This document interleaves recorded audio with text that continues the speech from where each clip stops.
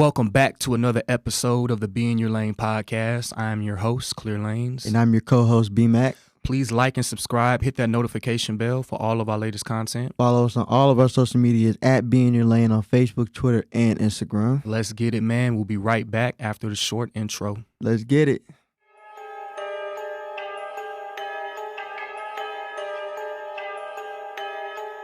Yeah. God told me ain't nobody harder. Dame time in the bubble, we ballin'.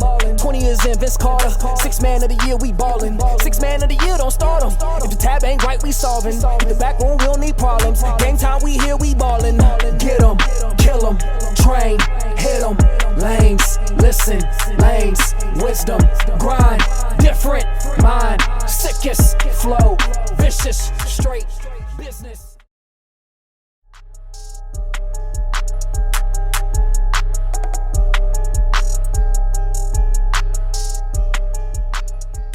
Well, let's get into it, man. Let's start from the beginning. You grew up in the Dallas-Fort Worth area. You attended John Horn High School in Mesquite. Talk about your upbringing and how you started playing basketball. What drew you to the game?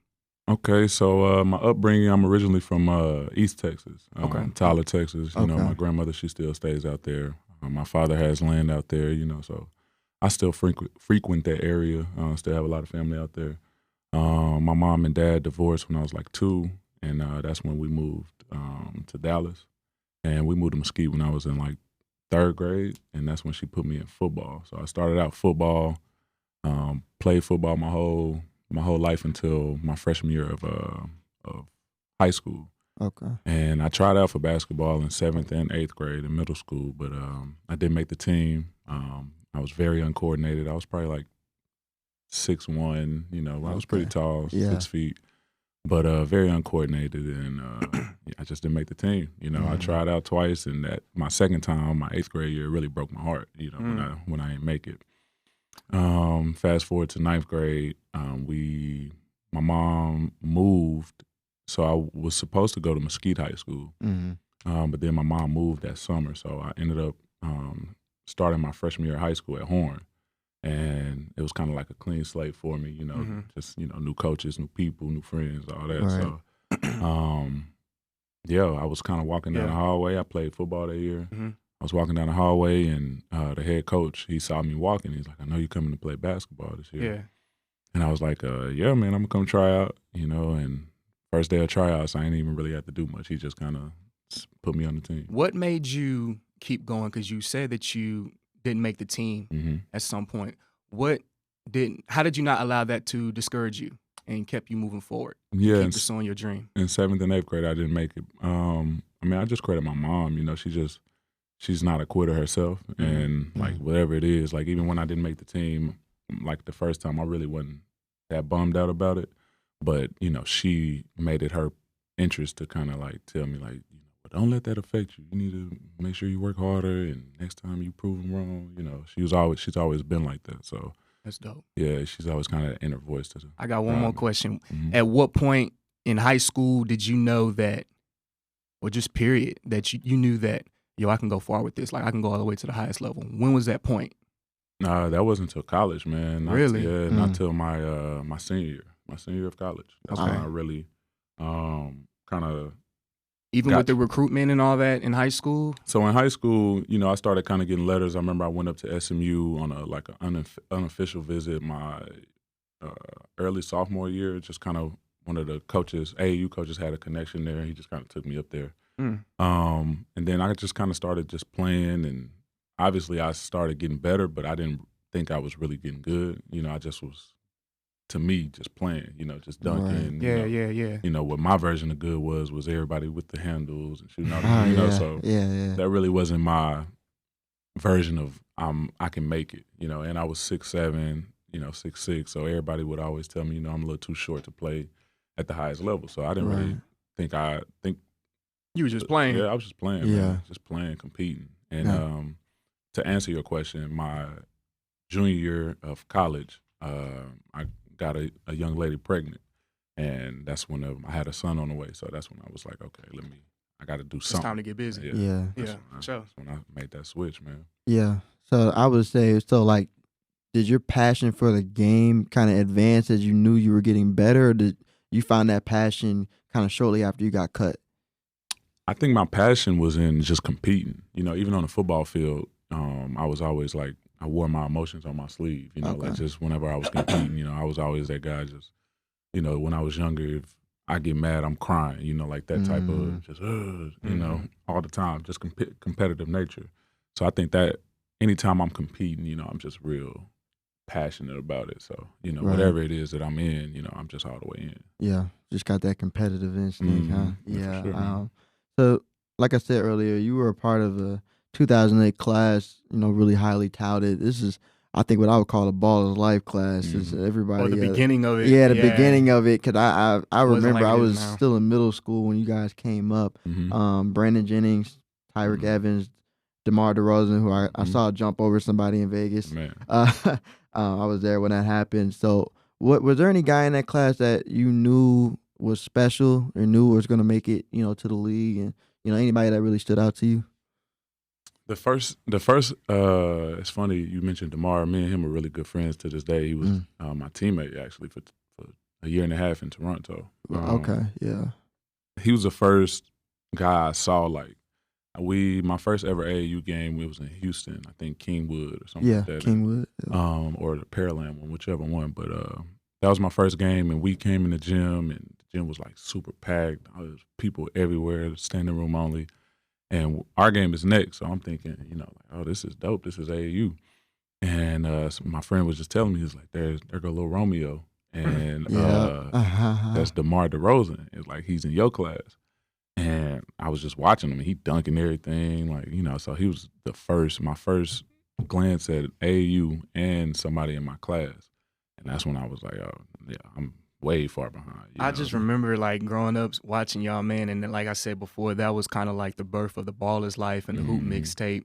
That was kind of like the beginning stages of it. And one player in particular that I remember was Brandon Jennings. Oh, I mean, man. he was the Hoop mixtape Baller's Life king. I mean, Man, this dude, look. talk about a marketing strategy, bro. Yeah. I mean, I remember him coming down to play Oak Hill, and I was in the crowd, and I was just like, man, this dude. Like, Duncanville, yeah. Duncanville, yeah. excuse me. Yeah. He was playing for Oak Hill, Duncanville. Yeah. I was there. I was there when he played. I saw two. I saw DeMar in Vegas, and I saw Brandon when he came down to Duncanville. And so one of my big brothers, his name was Reg O'Dowd. I don't know if you know Reg. You know Reg? Yeah. Okay, yeah. So Reg was playing for Duncanville. I just remember them going at it, but I remember Brandon shot like 40 times that game. Man. And I just like you don't really realize how hard it is to get 40 shots off. I wasn't even in high school yet. So I remember like going off, I'm like, I probably shot like 25, 30 times in the game. But this man, Brandon, I mean, every single time just in attack mode, and there was nothing you could do with him. It literally, if he missed, it's because he missed. Like, it's not because anybody did anything to him. One person also I do want to mention, we're in Dallas-Fort Worth, Willie Warren was in that class. Yeah. I saw that's Willie. big bro for me. Yeah. Willie, because Willie was Team Texas. Like, so he played for Team Texas. So I saw Willie, the first time I trained with Willie with Walsh and Snap. Okay. And so my first time seeing Willie actually playing a game was at the Whataburger. And dude did a between the legs in the game. I said, oh, no, this is different. This is different. Man, yeah. I mean, he was what everybody wanted to be, at least for the younger generation, man. And we looked up to him, and he was so cool. You know, he was so cool. He let me work out with him. I just had one question. So I know you mentioned DeMar as far as someone in your class. Was there anybody in the local area outside of Willie that kind of stood out to you and maybe did or did not make it, you know? Bobo. Big Bobo from SOC. Yeah, I remember Bobo. We were teammates in at Baylor. And, you know, that's my guy to this day. But he was one of the first guys I saw, too, whenever I think KD came down and they played SOC at Ellis Davis. Yeah. That game was packed. KD Bobo was playing. He was a sophomore, and me and my best friend went to that game, and he told me he was in my class, too. One of the things that I really appreciate about y'all's generation was y'all just hooped. Like, y'all just hooped, man. It was just something different, man, about y'all breed and just y'all mindset and attitude and just DNA versus, no knock on the kids now, but it's just so focused on train, let's hoop. You know, y'all just hoop, you know, and I just think that just brought out that dog in y'all. For sure, man. Like, that's the difference I noticed, too. Like, you know, the kids are a little more skilled these days. You know, you can tell from the workouts, but they don't know how to play basketball. You know, like because they don't hoop. You know, they don't run, and if they do run, everybody want to record, and everybody want to, you know, do their own pretty thing and all that. You know, it's just no real competition. Yeah. So you know, it's affecting the game, but you know, there's still some real hoopers out there. Quincy, you were a high-level recruit coming out of high school, and you chose Baylor. What was it about that program, and what was it about Scott Drew that made you pick them? And also, who were some other schools that were showing interest in you at that time? Okay, I'll mention the schools first. Oklahoma, Jeff Capel was the head coach there at the time, and then Florida, Billy Donovan. Me and him had a good rapport, and I was thinking about going to Florida. I really liked that idea, but I mean, I'm a Texas boy. I never really left home, so that kind of contributed to my decision on that aspect.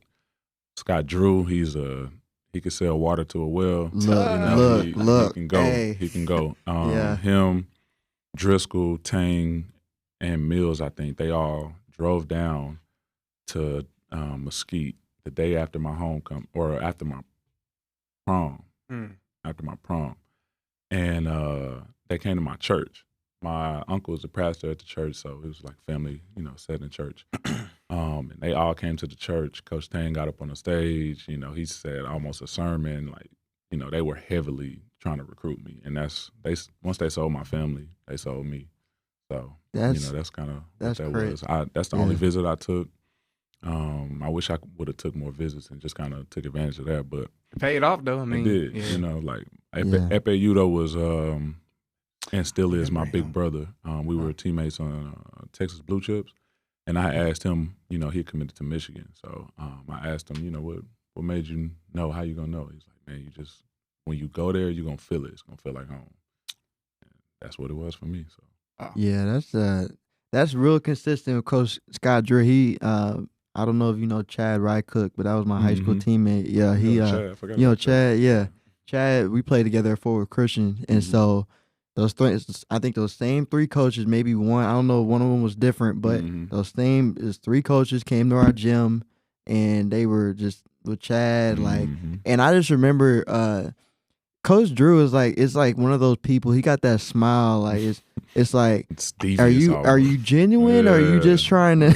Are you just trying to trying to get me? So I didn't really, for a long time, I didn't really kind of, you know, I had a few people that I know went to Baylor, because him and I know LJ Rose, and so you know, the reputation kind of got a little bit, you know, Baylor went through some weird years, even they had a lot of talent but weren't really winning. And so what you just said, though, as far as him being able to sell water to a well is very accurate. So I was I got to sit in on some of those little recruiting pitches with Chad, and I was like, yeah, this guy knows what he's doing. Yeah. Was this selling point that I won't curse you guys out, because we know that's very common in college sports? Yeah. I mean, was that, like, I'm not going to swear and... Yeah, that was one of his selling points, but that ain't what. It wasn't a big deal. It was like, it's normal. Yeah, you know, the way my mom would get on me, it was like whatever. Yeah, so that didn't really matter. I really just kind of wanted to be a part of something on the rise. You know, I always kind of fed off of people telling me I couldn't. I was too short. I couldn't play. I wasn't coordinated enough. Whatever it was, that was always my fuel and my drive to this day. Yeah. And so, I always wanted to go to Texas, and Texas didn't recruit me like I wanted. So I was like, okay, well, I'm going to go where I can play against Texas. You know what I'm saying? And I was able to be in Texas at home, you know, not far, an hour and a half, if tops, from Mesquite. And, yeah, I was able to kind of. It's crazy how, like, at 6'7", they saying you too short. I mean, well, that's basketball. That's basketball for you, because anybody else would, like, take 6'7" in a heartbeat, you know? Right. Yeah. I mean. Yeah, they told me I would have to be like a shooting guard or something. Play in the league. So. Yeah, it's like that now. And I think about it, yeah. It's 6'7", or in the 80s it was like 6'4", but now it's like you got 6'6", 6'7", two guards. Man. Yeah, these dudes are skilled now. And the 6'4" point guard, crazy, bro. Yeah. 6'8", 6'9". Yeah. LaMelo and it's crazy, man. Yeah, 6'7" is I was surprised. I didn't know that you had played football first. So I'm just thinking about some of the guys that I grew up with who are around your height that played football but never made that jump into basketball when they really could have. Mm-hmm. And so it's amazing to see someone kind of make that transition. Then you made it all the way too. Right. Yeah. So at Baylor, like we said, Baylor wasn't necessarily the cream of the crop when it came to basketball. Matter of fact, growing up, I don't think Baylor was that great at much of anything. No, I think when I was growing up, and so definitely, the last decade, Baylor's had a lot of success. But you guys were the first class to kind of bring Baylor basketball onto the map. Before you had came, they had only been in a tournament one time since 1988. Mm-hmm. So what turned the program around? What did Coach Scott Drew? How did he leave his imprint on the program, and why they're so successful today? What did your class do? I don't think it was just my class. I think Coach Drew, it's his imprint, like you said. He just does things the right way. You know what I'm saying? Like he's a genuine guy. Because I had that reservation as well. Like, man, this dude, he's a little too good to be true. He's not trustworthy for me. Yeah. But he earned my trust. And like I said, he just does things the right way. Like he don't cuss. He just doesn't cut any corners. And Baylor was under the microscope at the time too. So he really couldn't. Mm-hmm. And for him to still persevere through all those sanctions and stuff that he took on when he became the coach. And to still recruit and get high quality, high character guys, it says a lot, because it wasn't like we had no McDonald's All-Americans, all that. We just had a bunch of tough people to come together and find a common goal, Right. So, he was really heavy on building us up as young men outside of basketball. And I think that was really pivotal in all of our lives. If you come back to talk to any of us, Coach Drew had a big part of our lives, just our growth as young men, because that's 4 years out of our lives. When I was 17 when I got to college, and when I left, I was 21 and I had a son.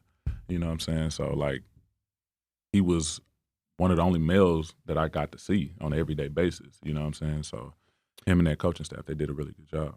Yeah, they definitely did. I mean, you guys, if I'm not mistaken, 2 Elite Eights, right? 2 Elite Eights. Mm-hmm. So I know you said that y'all weren't too deep, but I mean, in my eye, like, that's stacked to me. Yeah. I mean, that's stacked to me. But with that being said, how did Scott Drew prepare you guys for the NBA? Forcing us to be professionals. You know what I'm saying? Like I said, doing everything the right way, down to making us all live, like class checks, like on the road, like it's just like little things when we were in college. We thought were kind of tedious, and we wanted to kind of have a little more freedom. But he was teaching us how to carry ourselves. You know what I'm saying? Like him and that staff were really showing us the way. And I think a lot of us took a lot from our time at Baylor, just on how to be men and high character guys. Yeah. So can you name off some of the guys who made it to the NBA, or at least got a look while I was there? While you were there. Epe Udoh was the first one. He was the number 6 pick. And then that next year could have been Lacedarius Dunn, but something had happened. I remember him. He could score. Yeah, he was number 22, I think he was. Number 24. He 24, was a Big 12 all-time leading scorer. He passed Andre Emmett, rest in peace. And then I think Buddy Hield just passed him for number 1 in Big 12. But me, Quincy Miller, Perry Jones. So you played with them, yeah. That we all got drafted in the same year. I just saw Perry a few months ago, yeah. And then Corey Jefferson, Pierre Jackson. Was Tweety Carter there? Tweety was there, but he never got drafted. Him and Curtis Geralds, those guys, they got like training camp deals. Okay. Yeah, you guys, I just remember, man, y'all were something special. Mm-hmm. That period, and that just, y'all just flourished after that for years to come. Yeah. I just all those guys that you mentioned, I was trying to remember, because sometimes you get the years kind of mixed up. So the fact that you mentioned some of the guys, I was like, did you play with Pierre? Did you play with some of the guys that you mentioned? So that's pretty dope. I do remember you, towards the end of your career, y'all were really stacked. Yeah, my last year, my senior year. Yeah. My junior year, we didn't even go postseason. That was a black hole year. But my senior year, we were pretty stacked. That was the year we lost to Kentucky in the Elite Eight. Yep, and I they went remember on to that. win the championship. Yep. I mean, and we were the only team that really matched up with them across the board. They had like six people get drafted in the first round. That was John Wall year. No. Oh, that was year Anthony after? Davis, Michael Kidd Gilchrist, Deron Lamb, Marquise Teague, Terrence Jones. Terrence Jones. I was gonna say Ferguson. When I was an intern for the Rockets, Terrence was working out with skill. the Rockets. Yeah, that's a talented that dude could play. He's talented. Yeah, absolutely. Yeah, man. So you were selected by the Toronto Raptors, 37th 2012. in the 2012 draft. Talk about what that meant for you, what it meant for your family, and what it was like playing for Toronto. Man, that was big, man. I just remember smiling all day, all night. I had my whole family there. My mom, my dad, my son, best friend. They all made it out. And we were sitting up in the stands, man, and I mean, it was just all happening so fast. Like it was really like a blur, but that was one of the greatest times. I remember my phone just was going off crazy the whole time I was walking up to the stage to go shake. It was Adam Silver. Adam Silver by that time, David Stern was still the head. He was commissioner. Yeah. And then Adam Silver, second round had to shoot. So I remember my phone the whole time when I was walking up was just going off crazy. I'm like, people just calling me while they're seeing me walk across stage. Like it was just the craziest thing ever. But that whole experience was dope. The next day, my agent, his dad is pretty rich. He let us borrow the private jet to go from New York straight to Toronto, and I went right up there. Got to meet everybody, and I mean, it just was rolling from there, man. It was a blur. Can you just explain, talk about the feeling it was? Because you got to live a dream that people dream about, playing in the NBA. Can you just talk about just the feeling, the atmosphere, and just being able to step on an NBA court and just finally just breathing it and soaking it all in, just be like, man, I made it. Like, how did that feel? How does it feel, man, how did it feel being in the NBA? Was it everything that you thought it would be? More? Man, it was more. My first time stepping on the NBA court is surreal. The story within itself is like only God. You know what I'm saying? So I was a second round pick. So most of the time now they got two-way contracts. They got more G League teams, all that. So it's not that big of a deal. But it was a fact that a second round pick is going to be in a suit. To start the season, if not already in the D League at that time. Right. So I was in the suit first couple games. I think it was 2 games, and then we started out on the road really. And our third or fourth game was in Dallas. And so when I was at Baylor, one of the assistant trainers, she was the granddaughter of Don Carter, who used to own the Mavericks. And I used to always be nice to her. She was really sweet girl, whatever. Just was always nice to her. So whenever she saw that I was in town to play the Mavericks, she was like, hey, she hit me on Facebook like, hey, I got tickets if you want them for your family. I was like, yeah, sure. Get the tickets. They're on the court, literally in the middle. I had 8 tickets and a whole suite. She gave me a whole suite. Tough. Wow. So I got to have all my family there, my mom, my best friend, my grandma, my dad, all sitting on the court. And Andrea Bargnani got hurt the night before the game. We had a back-to-back. He got hurt. Him. And I got to suit up for the first time. Wow. Coach knew I was from Dallas. It was the end of the second quarter, maybe 40-some seconds left, and he subbed me in. And I had a whole bunch of people up there, my old teachers from high school. They had a whole bunch of people that had posters. It was the craziest thing ever. I just got to soak that in. I'm checking in, and I get to see everybody. My first time touching the NBA court was in Dallas. You know what I'm saying? That's crazy. You can't write it. You can't write it better than that. No. That was a blessing. So yeah. To answer your question, it was really, really surreal for me. I almost hard not to get emotional in that moment. You right. know what I'm saying? That's what I I got to play the game. You know what I'm saying? Yeah.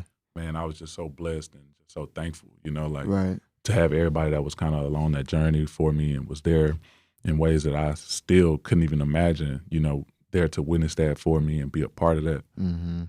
At what point was the turning point for you in your career?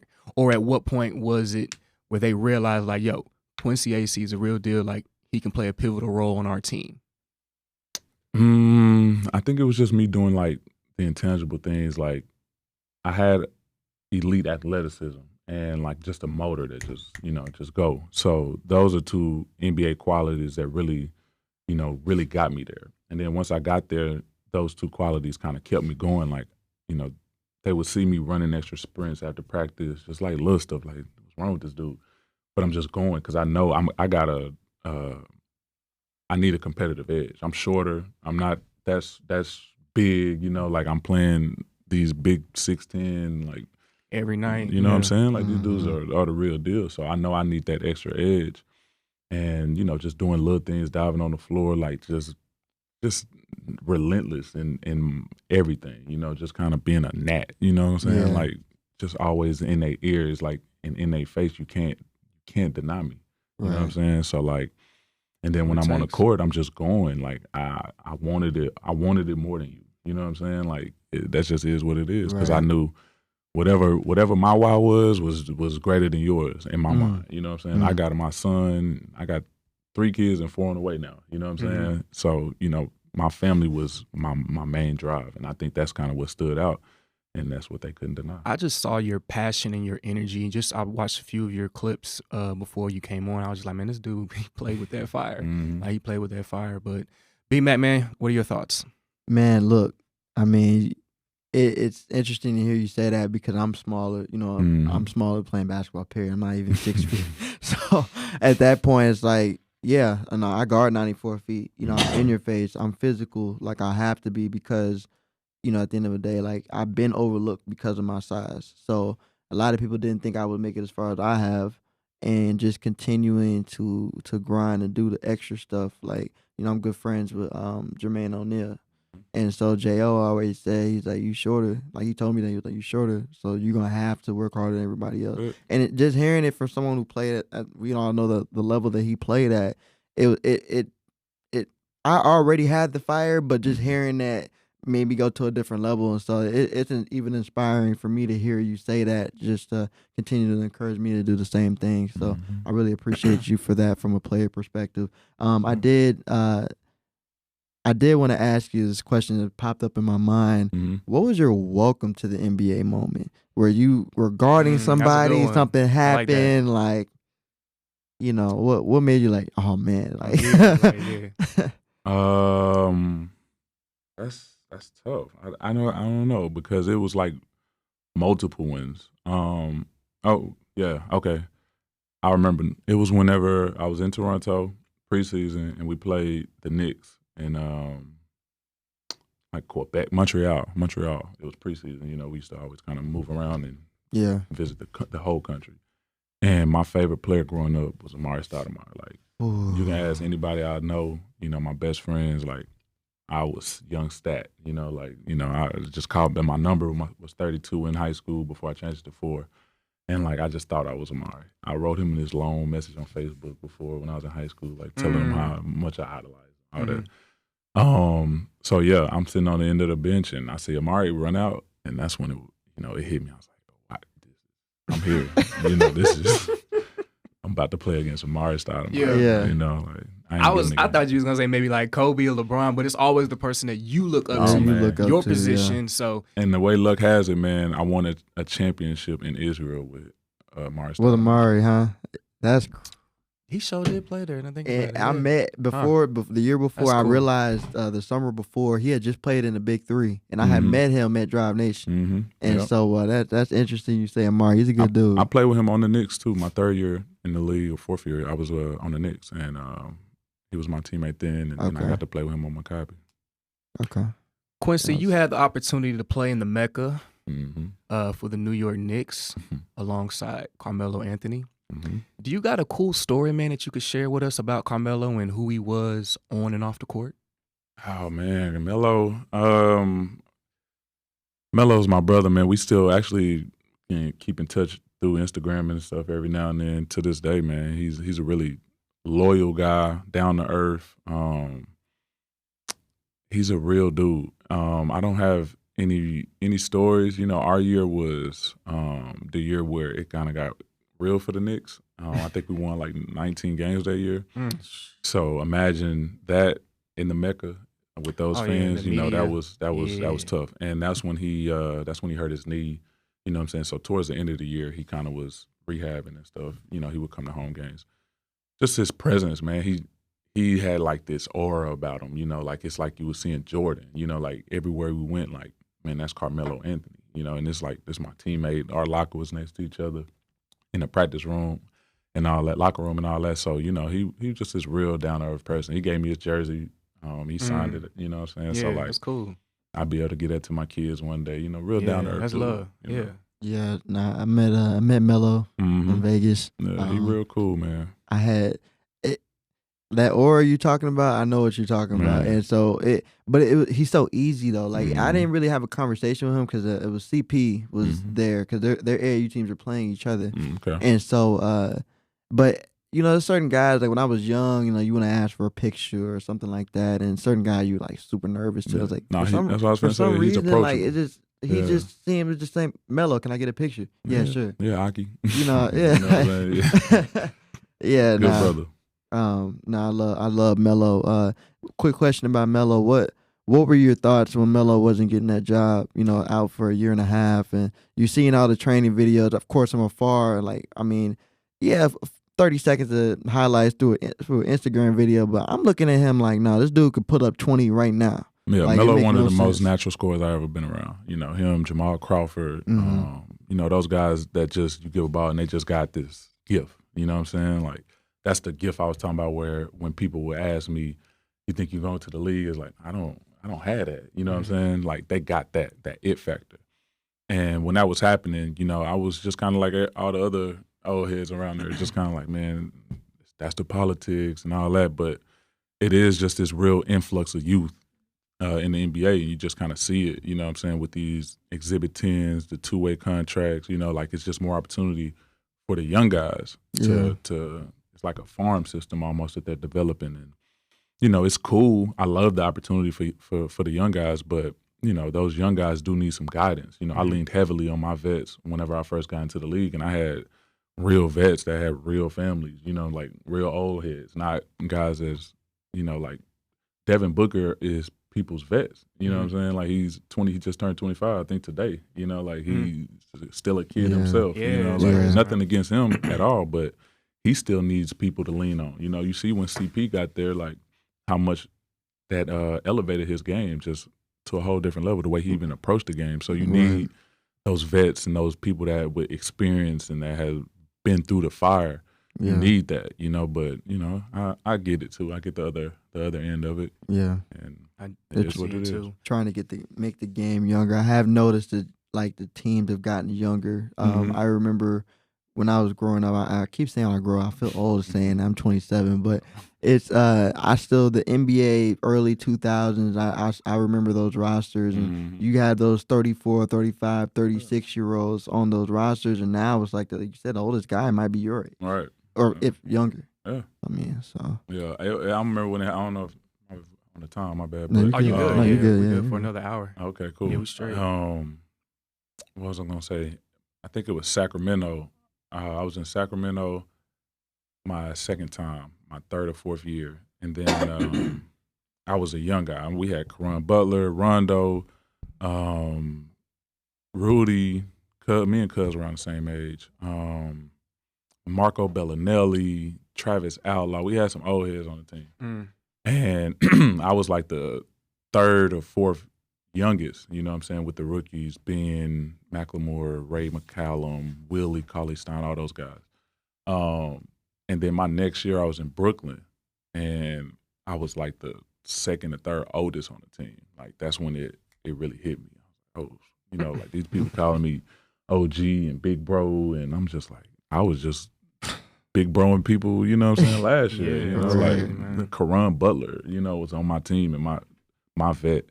So, you know, I think it really just happened really quick. And I think it had something to do with the CBA and the minimums. And, you know, it was a money thing too, you know, where they would have to deal with these players that were proven and kind of didn't want to take minimums, but kind of had to make their salaries work. The veteran minimum.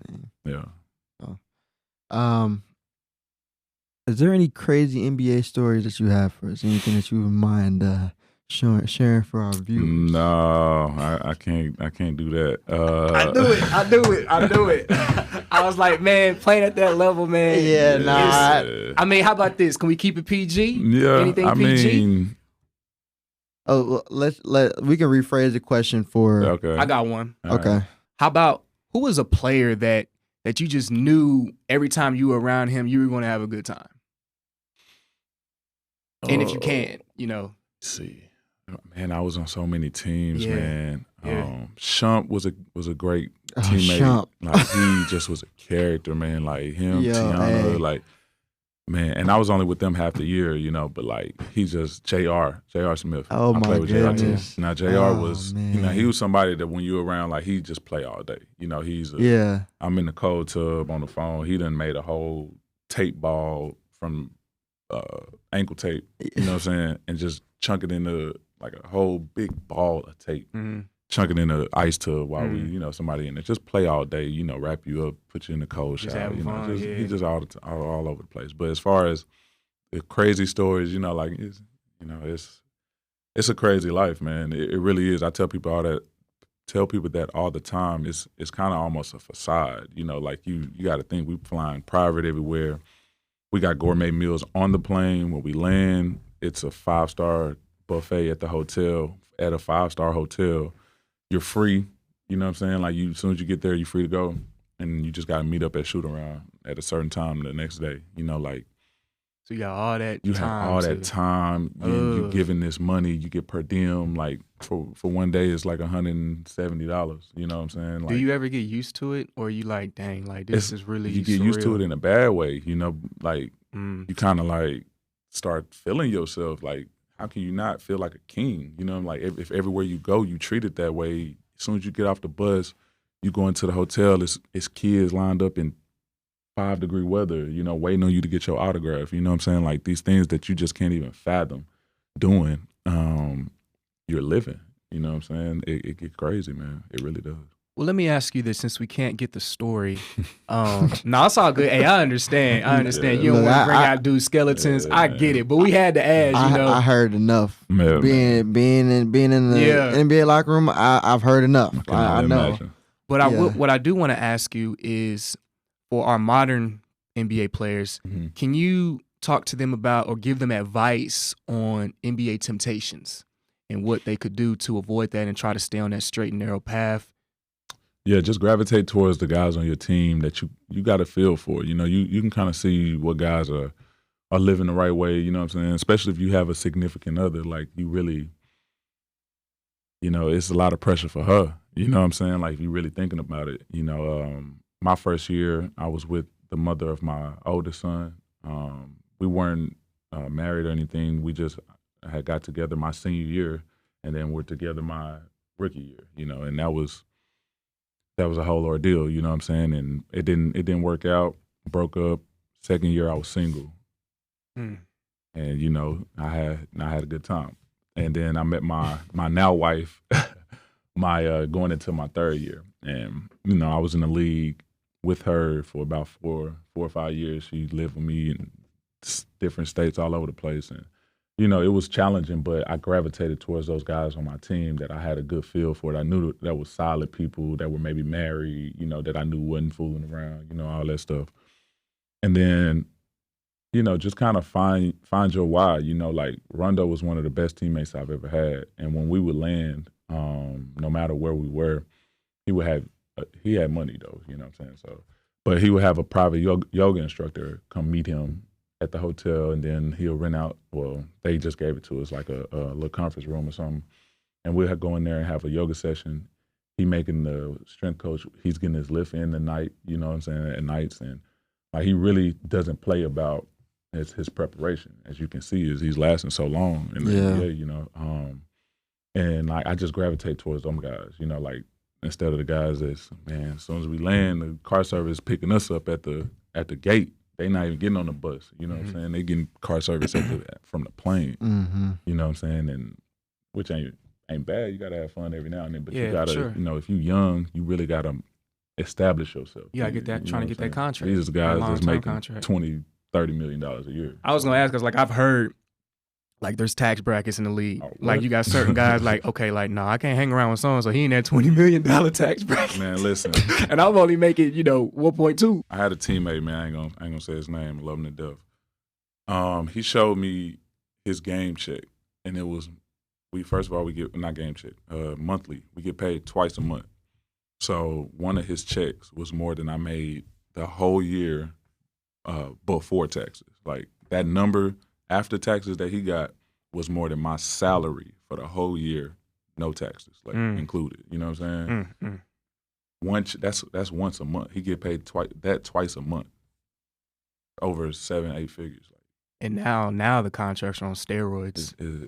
It's crazy, man. It's hard as fast. It's mind blowing, man. Ridiculous. It's mind-blowing. And they getting this money. I know it's the money that the NBA is getting is going to continue to increase because the brand's going to increase and the money's going to keep flowing. We already know that world money and inflation. Yeah, in the inflation, world. exactly. So, I mean, $5 million in 1990 is $15 million now, right? So, I just know, I feel like you got guys that are making a certain amount of money before they're actually super proven. Like you have one good year and you getting a 5-year extension for $60 million. And I'm not trying to throw anybody under the bus, but I feel like, one or maybe 2 good years, like you got to really establish yourself before I'm seeing some of these contracts get handed out. But for sure, but the quote unquote politics of the game, you got to round out your roster sometimes, and sometimes you don't want to lose anybody, and you got to play with the hand you dealt. Sure.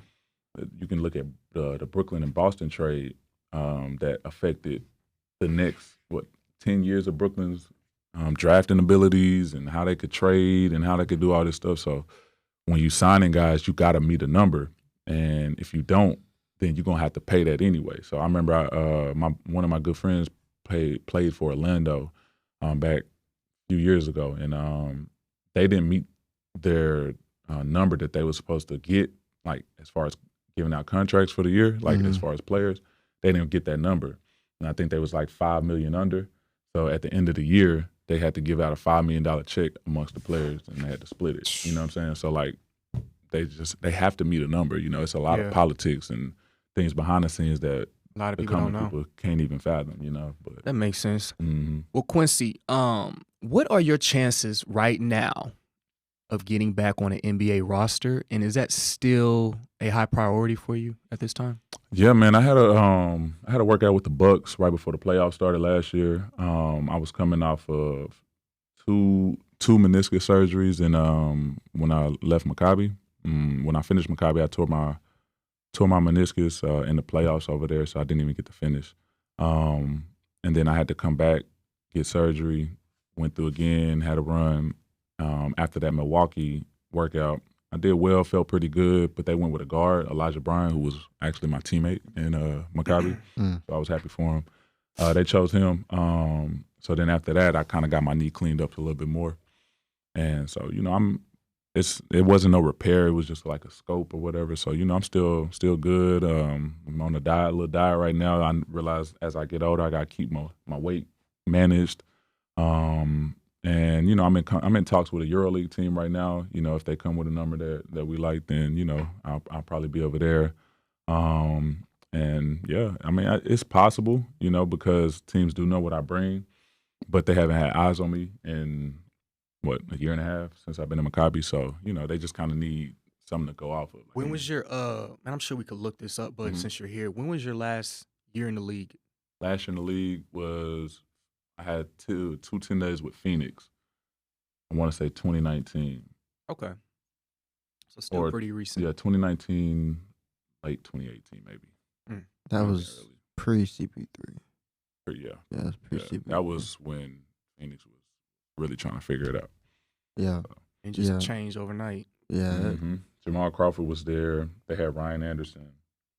They traded Ryan Anderson when I got there, and Jamal Crawford was the only vet. They was just trying to figure it out. Yeah. Me and you did talk off camera. We were initially discussing the interview, and we talked about just kind of where you were as a player, like you said, just, the latest workouts that you've had.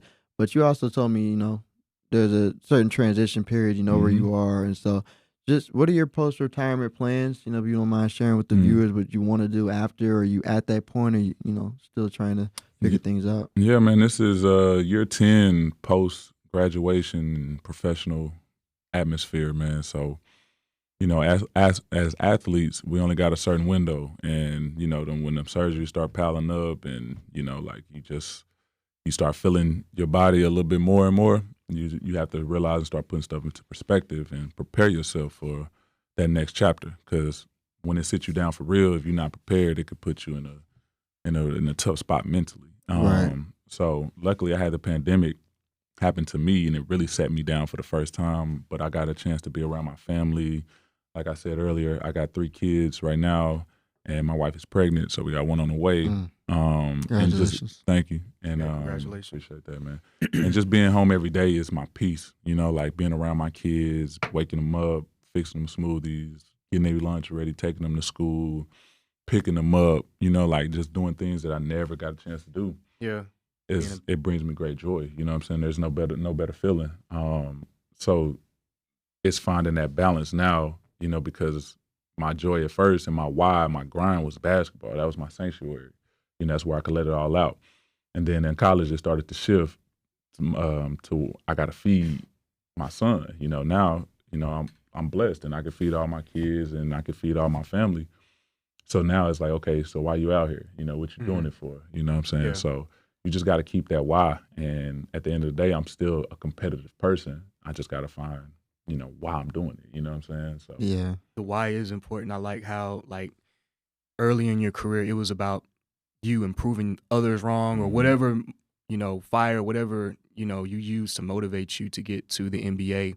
That's what it was. But as you continue to play, your perspective changed, your motivation changed. You started directing it more towards your kids. And now you're just embracing that dad role fully now. So I think that's awesome, man. Nah, definitely. Now, quick question. I know you brought one of your young boys in there a lot, saying it's fit this summer. So which one? Talking about Austin, that's my oldest. Okay. If you saw he's 10. My oldest is 10. He so can hoop a little bit. Nah, he's a little big too for a 10-year-old. Yeah, he's the real deal, he's man. up And there. I'm not just saying that. You know, he's 5'3" already, 10 years old. That's he's crazy. I was 5'3" in 8th grade. Yeah, he's 10 and a half shoe. His handle's tight. You know, he can shoot that boy, and he's silky smooth. Like his mom was a McDonald's All-American. So You said his mom? Yeah, she was 6'1". So. oh yeah, he gonna be special. Yeah, who's his mom? Her name is Morgan Medlock. Oh, I remember that name. Yeah, she was at Baylor too. She won a championship. Okay. With Baylor. With Oh man, Bryant. y'all got some studs. Yeah, y'all got some studs. Well, no, man. that's just my oldest. You know. Okay. That's Oh, you got more. Yeah. Yeah, my wife. I met my current wife Jessica at Baylor as well. We were just good friends starting out, and you know, came back around as fate have it, man, and just been rolling ever since. Bless. But yeah, Austin's my oldest. He's 10. He's the hooper. Gianna's my baby girl. She's my middle. She's 3.5. And then I got a young, another boy, JoJo, Amir Acy. He's 1.5. So. Okay. And then you got, what you guys know the gender? Not yet. I think Okay. wifey probably want to find out in a couple of weeks. But she's about early 3 months pregnant. She's still just now starting to Yeah, just trying. Quincy, during your time in the league, you've already mentioned a lot of players, but I want to know personally, like, who influenced you the most during your time in the NBA? A name that y'all might not even know, man, and it will probably be very surprising, but Aaron Gray. Big Aaron Gray, big 7-foot white dude, man. Australia? No, he actually just texted me this morning, today. I remember. Crazy. I'm sorry. He played at Pittsburgh? Yes. Yeah. At Pitt. Okay. He got drafted like Chicago or New Orleans or something. He was my vet in Toronto, man.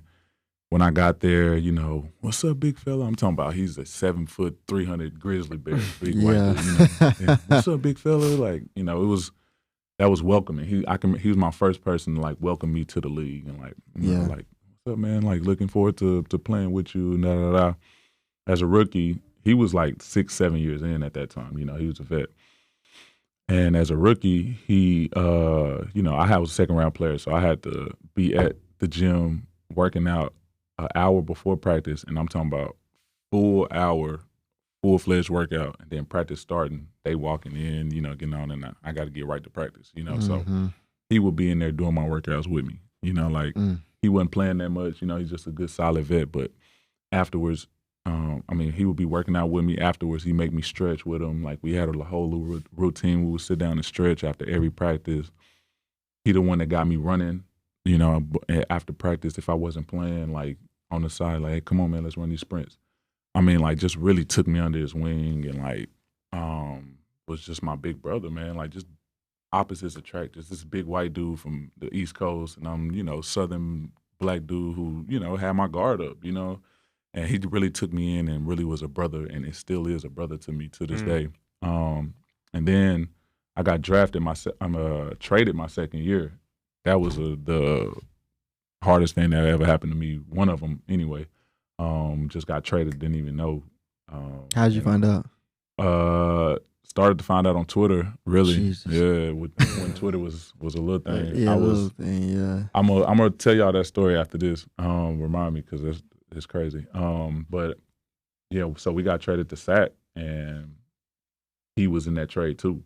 So he was there with me handling that, like I was single. Like I said, I was single that my second year, so I ain't had no family. Like, he just really took me in, and we've been brothers ever since. The trade story, man. We were at a shoot around that day. We were in LA, about to play the Lakers. My son lives in LA, so he's coming to the game. I got family in LA, so they were coming.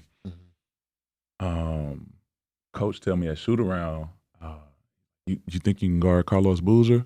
I think he was on LA at that time. I was like, come on, coach. You know what I'm saying? So he was like, all right, well, I'm going to start you on him tonight. First career start. I'm like, man, I'm calling everybody, like, tune in. I'm starting tonight. Like, this is it. This is it, yeah. We go back to the hotel, whatever. Everything's normal. I'm on the bus. I'm on the first bus to the game for a shoot around and all that. And who was it? Rudy. No, not Rudy. DeMar DeRozan. He was sitting in front of me. He was like, yo, you heard about the trade rumors or whatever? I was like, no, who in it? He's like, I don't know, man. I think Rudy, and I don't know who else. And he was like, you notice he ain't on the first bus today. And I was like, dang, I didn't even notice. Like, I was like, dang, that's crazy. So I'm like, okay, cool. So we going. He's like, it's probably just gonna be throw-ins, whatever. Like, you ain't got nothing to worry about. Cool. We get to the gym. We see one of the old coaches who used to be at Toronto last year. We all dapping them up, and then I think they kind of talking, and then we kind of going. And as I'm walking to the locker room, as soon as I get to the door, Steve Novak in there, Amir Johnson in there, and they're like talking like, yo, somebody just got traded. And I was like, what? They was like, Rudy just got traded. I was like, damn. And they was like, okay, who else? Because we all on Twitter, man. This is before Twitter was big. This, 2013. Yeah. And he was like, it's Rudy, Aaron Gray, and Quincy. I'm like, Quincy, like, what the you know what I'm saying? I'm right here. Yeah, I'm ready. Yeah. We fresh off the bus just walking into the locker room. And this happened. They tell us we got traded. So I'm like, what the fuck going on? Oh, excuse my language. Yeah, I'm like, man, what's going on? So I call my agent, you know what I'm saying? They not answering. So I'm texting like, yo, what's going on? So they call me back, yo, I don't know what's going on. Masai Ujiri, shout out to him. He's not answering his phone. That was his second year. That was his first year. That's when he first got to Toronto. Yeah.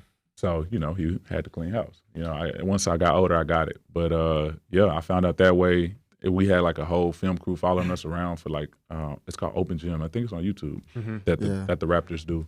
And they captured that whole thing, and like I found out right there. I never took my clothes off. We had to get back on the bus and go back to the hotel. And Rudy got us a private jet, because he kind of felt bad, because we were throw-ins. He was the one getting traded. That's when we got traded to SAC, and Toronto got Patrick Patterson, Gravis Vasquez, John Salmons, and Chuck Hayes. I remember that trade. And that was that's when Toronto started, that was when they started getting good, Yeah, it's just crazy, man, on how the NBA is structured. I mean, you think about, I think that's one thing a lot of, normal people with normal jobs underestimate about the NBA play and just professional sports period is that at any given moment, you got to get up and go across the country or get traded. I mean, like they just think that it's. Go ahead, yeah. We were on the road. We were on a 16-day road trip, which was. I don't think they do those anymore. That's insane. Like, it was insane. We were insane. like it was the whole West Coast trip because we were in Toronto, so they just try to knock out as many LA and West Coast teams as they can, so we ain't got to go back and forth. So sometimes it'd be like 4 or 5 days in between the game. You know what I'm saying? Just to kind of kill it. So it was fun or whatever, but. So we live in our suitcase. I get traded like the last game of that road trip when we were in LA. And I never went back to Toronto. Like I never went back to I had a whole apartment there that was full of stuff. You know what I'm saying? I had to send my business manager there. He had to go pack up all my stuff. I had to tell him, like, I think we was on Skype. This was before Facebook. Yeah, I remember Skype. FaceTime. Yep. I'm having to tell him where everything is, and he is orchestrating everything. Had to pack up all my stuff because I had to play. I got traded and we right at it. We was on the road. And so I still got the 2 bags that I had, or 1 bag that I had on the road. I had to go shopping and everything because all my stuff got held up at customs because it was getting shipped from Toronto to Sacramento. So my car and all my belongings got held up at customs. So I didn't get my stuff for like 2 months. I was living out of hotel, living out of bed, man. It was crazy. Wow. Yeah. Toronto. I do have to ask about Rudy. You said he felt bad, so I was wondering, did Rudy want that trade? Or? I still don't really know. I never asked, bro. I really don't know if he wanted the trade or because he had just got traded to Toronto my rookie year, halfway through. They made Brian Colangelo was the GM who drafted me. He was the one in Philly who was doing the burner tweets. Yeah, I know you're talking about. I know what you're talking about. Yeah, I remember that. But he drafted me, and then they fired him, and then they brought in Masai next year. But he traded for Rudy midway through my rookie year, and then when Masai got there, he traded Rudy midway through my second year. Real quick on Toronto, I know we gotta keep moving forward. But did you ever get that Drake effect in Toronto? Is that real? That was right when Drake was Drake was getting hot. Me and Terrence Ross, we got drafted together. It's my brother. Terrence is an insane athlete. Yeah. Oh man, he's crazy. He's one of the most natural athletes I ever seen. He could play football, all that. Yeah, crazy. He's a dog. He scored 50 in a game one time. Yeah, which is crazy, bro. People don't give him enough credit for that. But me and him were rookies together, so me and him were best friends. Like we were running. We were both fresh out of college, so we were running. We got to be in Toronto together. And I remember one time we was there for preparing for Summer League, and we went out, and it was like them big U booths, and this was ours, and this was Drake's. And like, it was just me and Terrence. You know what I'm saying? We ain't really had much going on, but by the end of the night, our whole section was just filled with women and people just because they was trying to get to Drake. So we were a part of that. You know what I'm saying? Yeah. He's like God out there.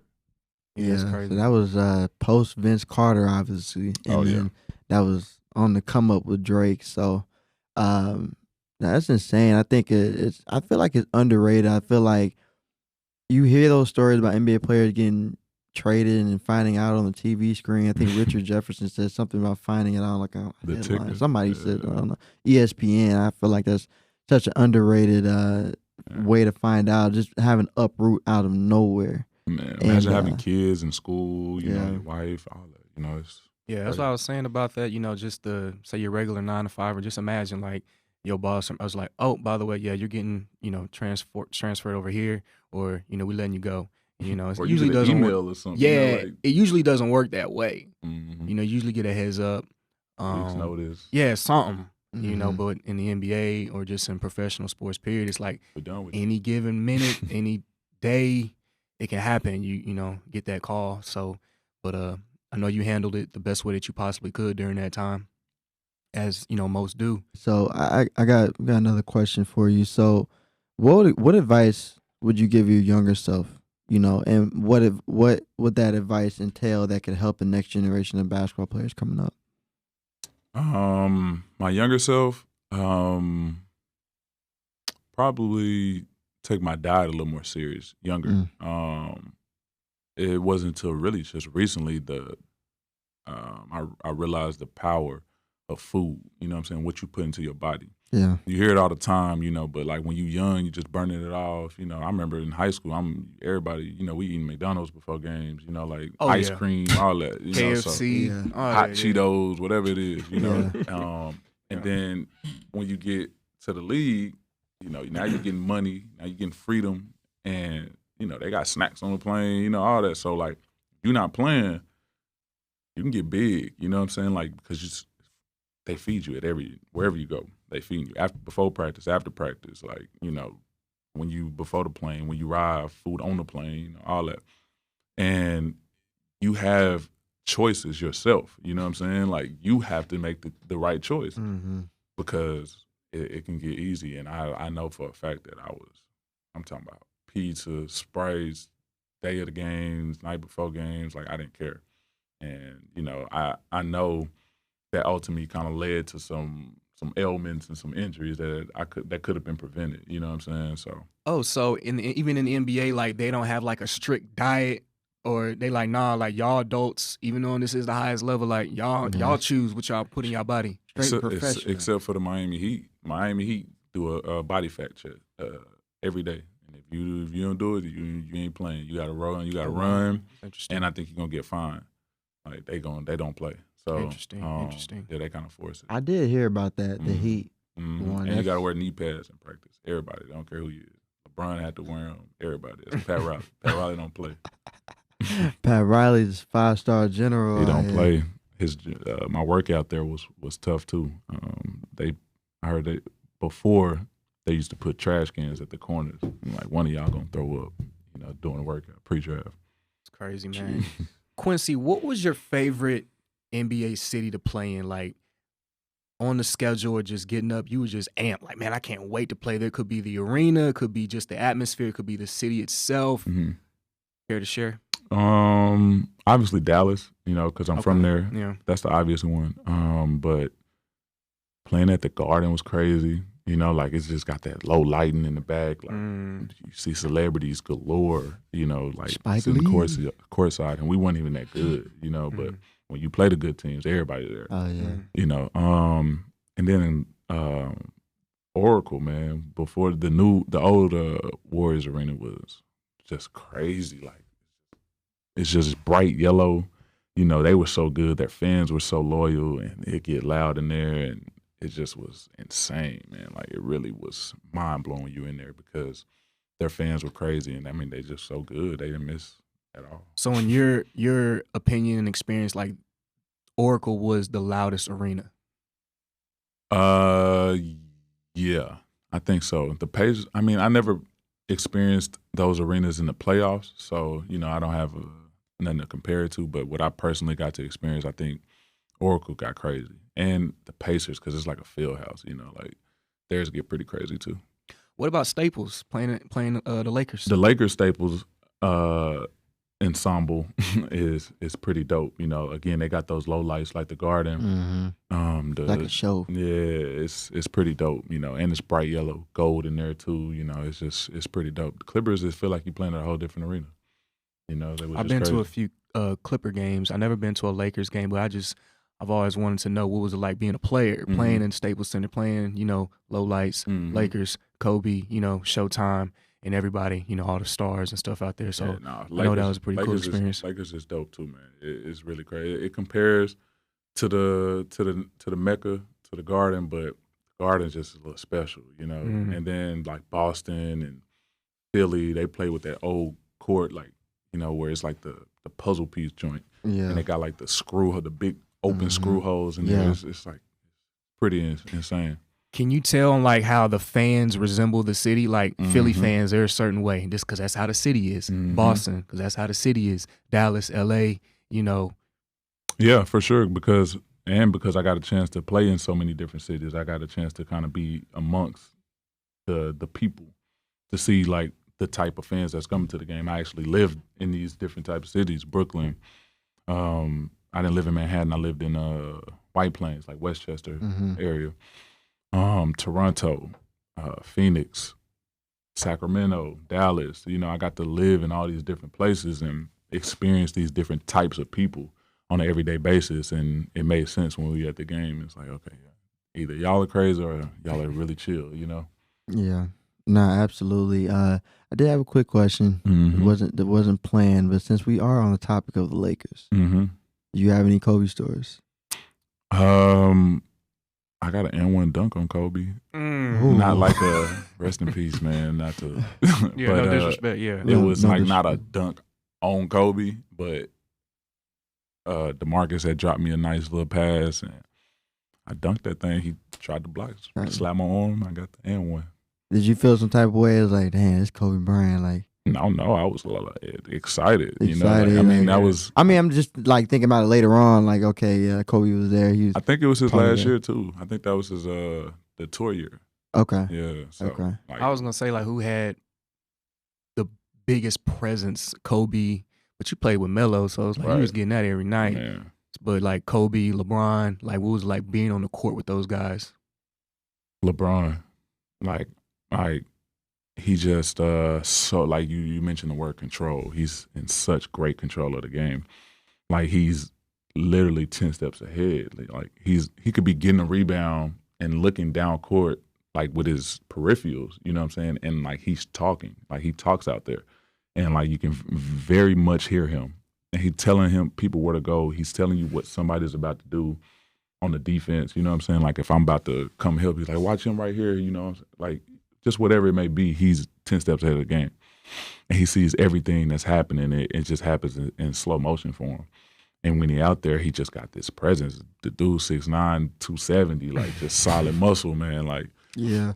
dribbling like a guard, you know. Yeah. And he coming full steam ahead. You know what I'm saying? So like he's a very, very big presence out there on that court. I know I'm not getting paid $1 million maybe tomorrow, but if LeBron's moving full speed at me, I'm moving out. The way. Man, look, I was on fast break with LeBron, caught myself about to take a hard foul in sack. Tried to shoulder check him. He shoulder checked me and won and flexed on me. And I tried to really shoulder check that man. And I bounced right off of him. That's tough. Yeah, he's a freight train, man. Hey, that's crazy. You, as a grown man, As a grown man, my son had to see that.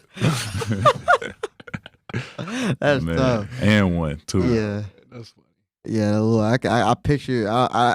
I may not have seen that play. I probably have, but Right. just picturing that, like Bron, you know, Bron, like Yeah, got his little all the celebrations. antics, Yeah, that's crazy. man. Just changing gears a little bit. We did talk a little bit about Israel Mhm. earlier in the show.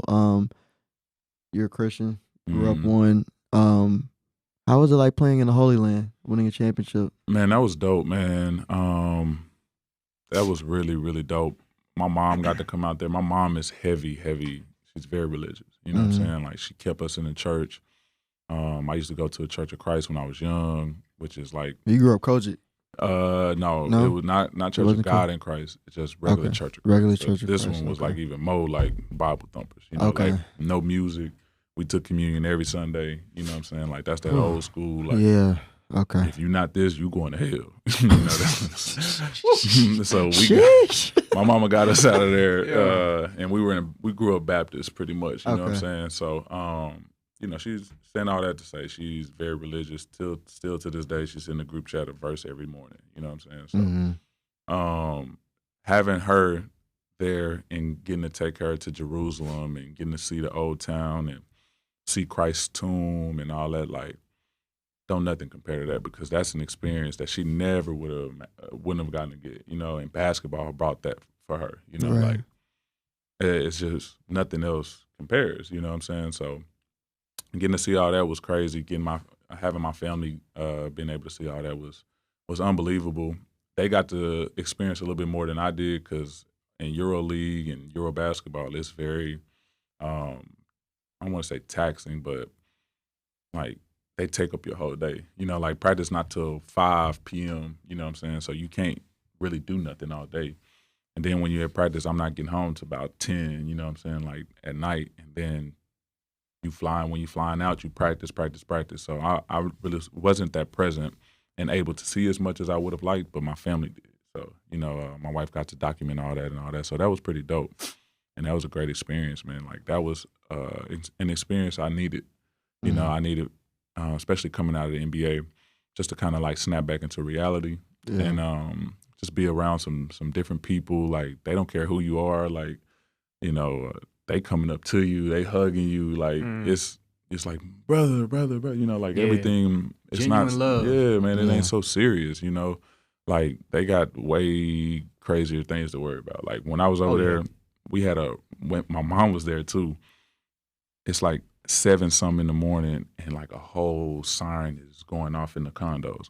My mom come beating on my bedroom door. I'm like, Quincy, you hear that? You need to get up. Da, da, da. I'm like, Mama, all right, go back to sleep. It's just a little test. Da, da, da.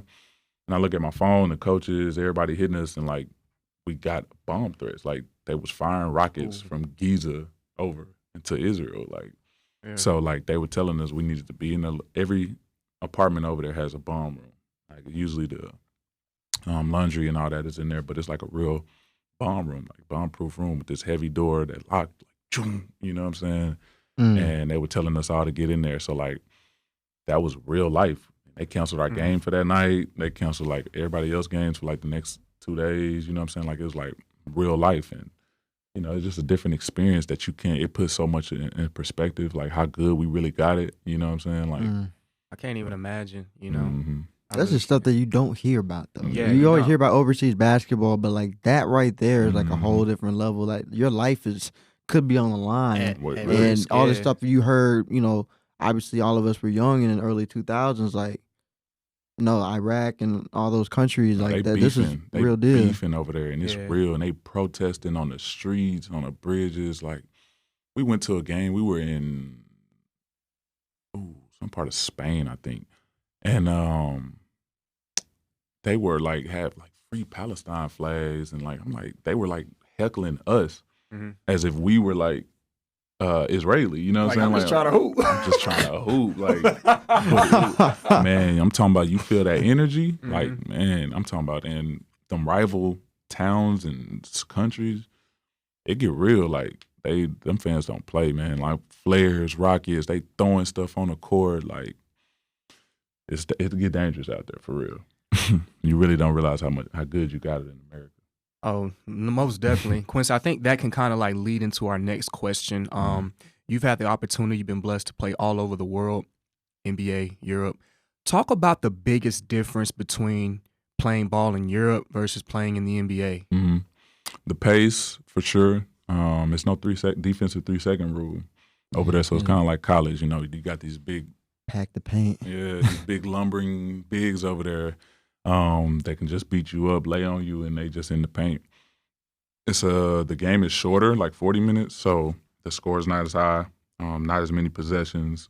The possessions count and matter more. You know, over there it's like college, man. Like every possession is so dramatic. You know, like in the NBA, you come down, dribble off your foot, turn over to everybody. You know, come on, just be careful. No, they don't play that, man. Like, hey, what's going on? Like, wake up, you know. So like, everything is attention to detail, and man, them some of the longest film sessions I ever had in my life, bro. Overseas. So it's more. It's crazy to think, but it's like it's more tough over there in a sense versus the league. Not talent-wise, I'm assuming, not but talent-wise, just but they are structured. They are talented, man. Oh yeah, they are for skilled, sure. You know, a lot of those guys could be over here. Could, but a lot of them are very unathletic. You know what I'm saying? Yeah, very unathletic. The athleticism kind of like it kind of can swallow them sometimes. But a lot of them are very, very crafty, very skilled, very knowledgeable of the game. You know, they really think the game. So it forces you to play differently and adjust your game. And you can learn a lot from playing overseas and playing against these type of players. And, you know, there's some home cooking there. You know, these are European refs. You know, like they have. Oh, yeah. So if we play in EuroLeague, they're not going to have a ref from the country reffing the team. You know what I'm saying? Like, you got to be from a different country. But they still European, you know what I'm saying? So, like, Americans don't get all the calls. You got to earn. It's like your name don't mean nothing over there until you earn it.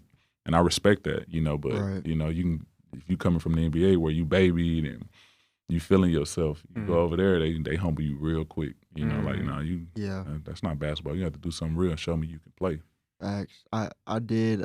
Luca made a comment. I think after his rookie year. I can't remember when, but he said it was easier to score in the NBA than it is. It's 1-on-1. I mean, like Okay. you got all this space. Dudes ain't really trying to guard you. You know what I'm saying? Like you gotta think these are the best of the best. Whoever's been the best player on your team, have they always been the best defender growing up? No, not really. No. So now you got these elite players who have been the best at their position and best on their team at every level. You know what I'm saying? And like they not that interested in guarding. You know what I'm saying? It's like, all right, but I'm finna bust your ass. You know what I'm saying? Like I know you can get this, but you can't guard me. It's their mentality. Yeah. And so it's a little easier, you know, like dude, you working on your game all the time, you getting this confidence. Like if it's just 1-on-1, you got all this space, you can make something happen. Right. You know what I'm saying? If you can hoop. And over there it just ain't that, man. It's packed everywhere you go. I'm I'm getting around the fours that are smaller than me, but everywhere I go, it's another 7-footer coming or somebody that's big and they bumping you. They just know how to play, man. They just know how to play. So it's definitely harder to score overseas. So we know you played overseas, played in Israel, but just looking back at your NBA career, you had a lot of stints. I was looking at your resume the other day, and so I realized you had a lot of dipping back and forth. And so, how hard or easy was it to keep your professionalism as a player, even knowing, you got traded out of nowhere, you probably got to the G League out of nowhere. So how were you able to keep yourself going mentally while all that was going on throughout the stint of your NBA career? Well, really because, I mean, the bigger picture was I'm still in the NBA. You know what I'm saying? I'm still given this opportunity. Like, Right. that never left me. You know what I'm saying? I realized, like, God blessed me, like just with physical gifts, like, I got a 7'3" wingspan, you know what I'm saying? Like, that's everybody ain't walking around with that. No. You know what I'm saying? So like I was born with right. I was born with certain gifts that I know, God he placed in me and placed me with. And I know that come with a big responsibility. So Right. Dang, go back to your question, my bad. Just saying, how did you mentally keep yourself pushing throughout all those G League and kind of going back and forth? So I realized that, like, the blessing was that I'm given this opportunity. Right. You know what I'm saying? I'm healthy. I still can play no matter what. So all I gotta do is work. Right. And then other than that, I just gotta outwork and work some more and work some more. And I know the results gonna come if I'm doing the right thing. Right. Will it be the results I want? Not always. Like, I got traded, I got cut, like all that. I had a lot of steps, but I've also been very blessed to say that I played in the NBA for 7 years. You know what I'm saying? I played overseas. I played in China, Israel. I've been all over the world because of a ball. So like at the end of the day, if I get cut, if a team ain't hit me up or I ain't get the number that I want, I was on minimums my whole career. I never got a big contract. Just 7 years of minimums. But it's great. It's better than 7 years of having to go play in Iraq or something. Like it's just, like it's perspective, man. Like no matter what, I was bigger than my situation, and I knew that I was blessed. So can't nobody take that from you, man. Yeah. So let's talk NBA. Let's talk current NBA news and what's going on. Who are some of your favorite players, your rising stars right now that you would just like to, brag about a little bit? I got a chance to play with D'Angelo Russell, so I'm gonna still shout him out. And Karis LeVert, those are my young guys, very talented guys, and very, very good and humble guys. But I like Trae Young game. He's really made me a believer. I can say that. I used to think he was kind of whiny at first, just kind of outside looking in, kind of older guy, hating a little bit. But he showed his thumb goals last year in the playoffs, man. He really, stepped up and he got guts. Yeah. So Trae, Luka, obviously he's special talent. Young. Devin Booker, obviously I played with him. I like Jason Tatum. And then if we're gonna go younger, Evan Mobley's gonna be really good. Just because of what he can do defensively. How he can affect the game, his passing, his IQ. He got a really good feel for the game already. Yeah. And then the ball boys, man. Them boys can hoop. Lonzo and LaMelo. Man, I really, really like their game, and I think they're gonna kind of change the NBA, especially LaMelo. Man, he just got so much confidence and swag out there, and he's so skilled. So LeVar gonna inspire you? Not the same route, but the same conviction. Okay. You know what I'm saying? That's his boys, and you can't take that away from him. Like, if I don't believe in him, who gonna believe in him? Right. You know what I'm saying? And as long as hoopers, you know that this man gonna believe in me no matter what. He gonna have my back in my best interest.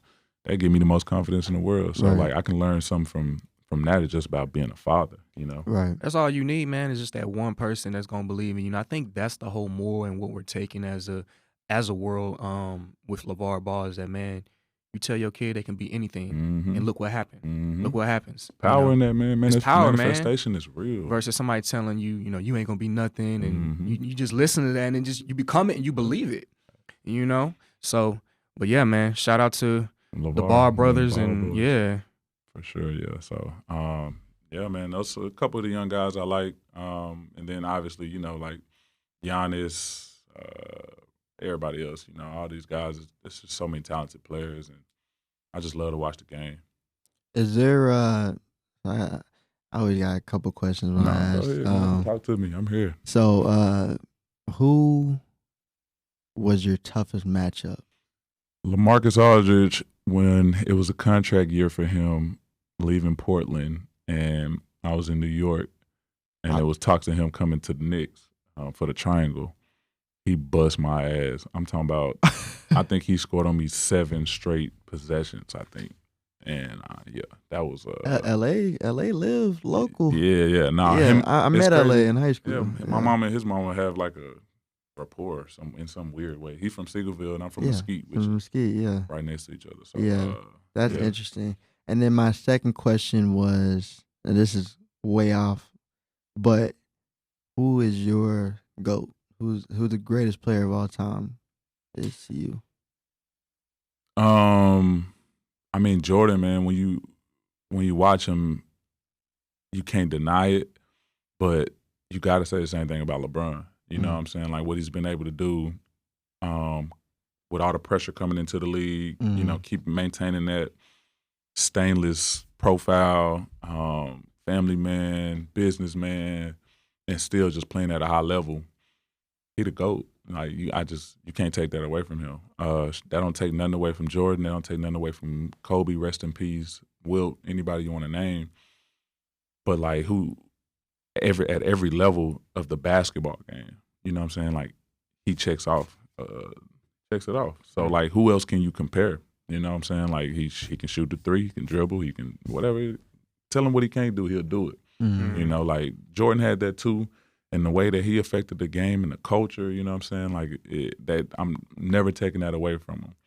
But as far as basketball, when you take a step back, just remove the name, like it's no comparison, really, to me. It really and a lot of people agree, including myself. Quincy, let's stay on the NBA. This will be our last one, 2-part question. See a lot of power struggle going on in the NBA between players, management, ownership, whatever. Kyrie Irving and Ben Simmons.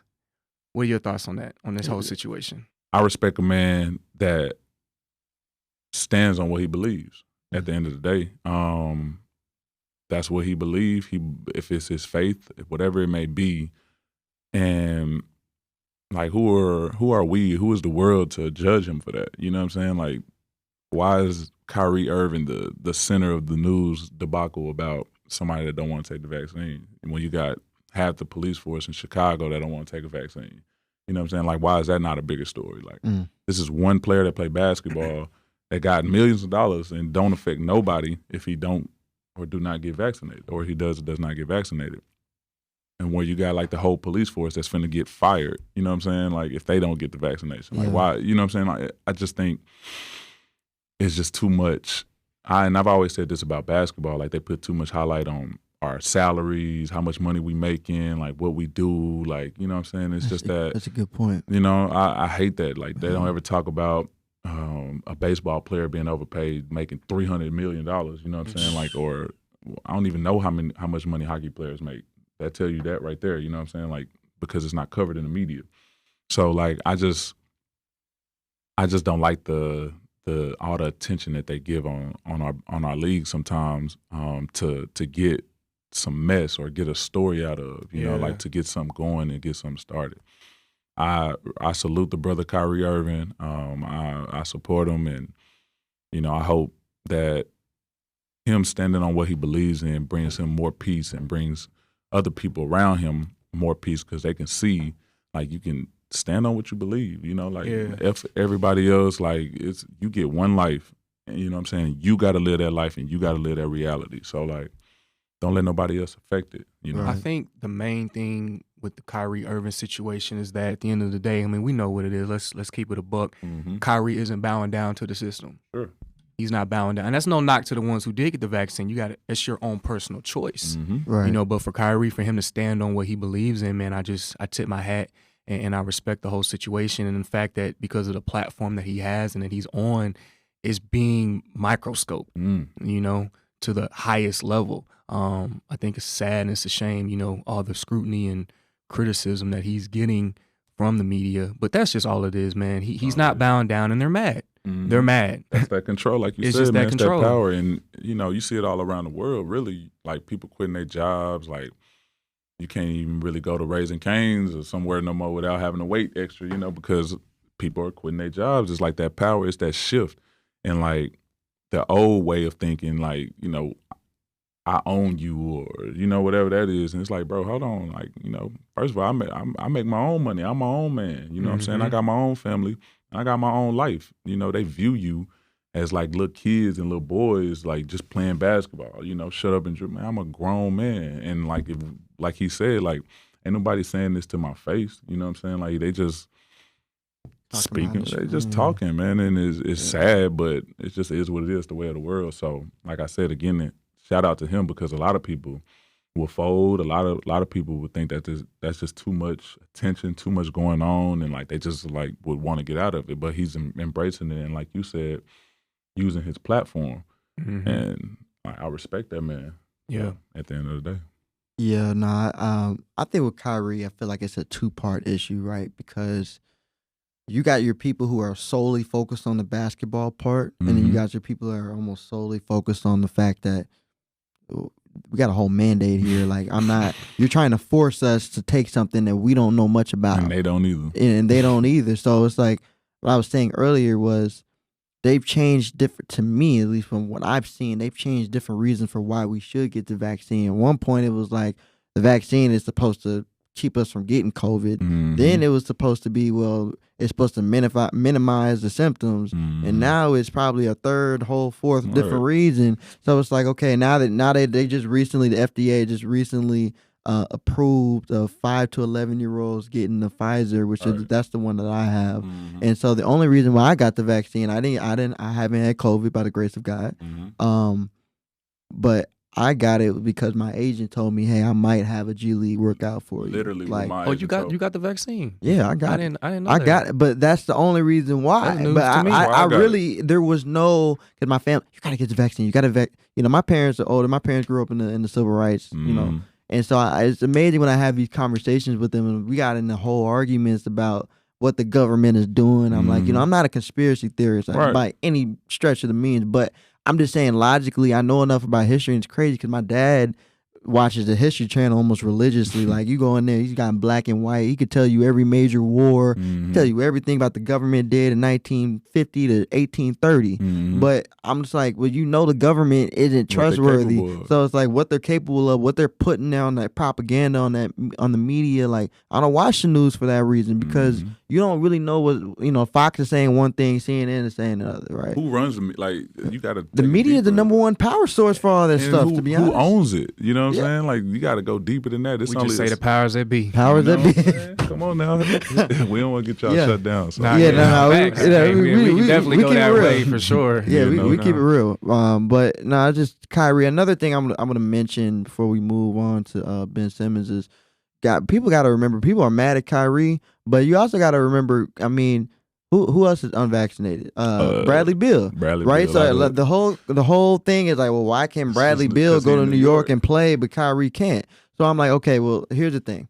While that does not make sense, I don't really have an answer for that, like verbatim. But you got to remember, people are mad at Kyrie, but you really should be mad at the state of New York, like because the state of New York is the reason why Brooklyn did what they had to do based off a basketball decision. That's why I said it's a two-part thing. I said on one hand, it's like Brooklyn could have been like they probably in their minds like, well, on one hand, I want him to be vaccinated. On the other, I wish that New York didn't have this mandate. Right. So, I mean, you don't know. That's everybody's personal opinions. But people are getting mad at Kyrie, but it's not necessarily just Kyrie. And people are mad at Brooklyn. Like, I saw somebody, I hope Brooklyn trades him so Kyrie can go back and drop 50. I said, well, why would he be mad at Brooklyn? Because Brooklyn's only doing what the state told him to do. Man.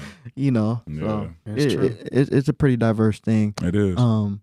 But going on to the next thing we wanted to ask you, of course, we have our own personal thoughts about this. Ben Simmons, that whole situation. What advice would you give Ben Simmons? How do you feel about him? How he's handled the situation? And are you in agreement with him, or are you just kind of like, as a vet, would you tell him something different?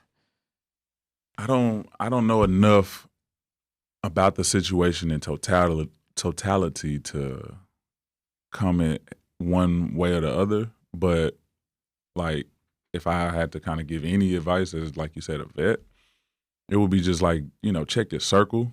You know what I'm saying? Like, he needs to keep things a little more tight and a little more in-house or whatever.